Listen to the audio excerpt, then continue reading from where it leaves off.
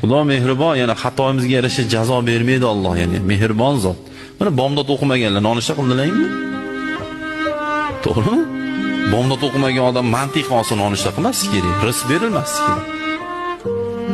Shepda aytganini qilmagan odamga oylik berilmaydi. Bizim Mavloyimiz, xo'jayinimiz kim? Allohmi? Nechta Allohning aytganini qilmayapmiz? Nechta Allohning qilma degan ishni qilib yuribmiz? Qani kislorodimizni qisib qo'ydimi Alloh? Ba'zi bilan kislorodni qisib qo'yaman deb. Hech kimga bas, siz kislorodni qisib qo'yish. Xotirjam bo'ling. Yo'q qilib yuboraman, urug'ingni quritib yuboraman deganda umuman cho'chimay. Aka bir quriting ko'raylik deng. Maza qilaylik shuni ko'rib deng. Bandasiga bas, agar Alloh xohlamasa, yina uchun ziyon yetkazolmaydi. Allohga suyanishni bilish kerak. Bu gapiraveradi, quritib yuboraman, yo'q qilib yuboraman. Agar bizni xohishimiz, aytgan gapimiz bo'laverganda bilasizmi, hozir Firavun tirik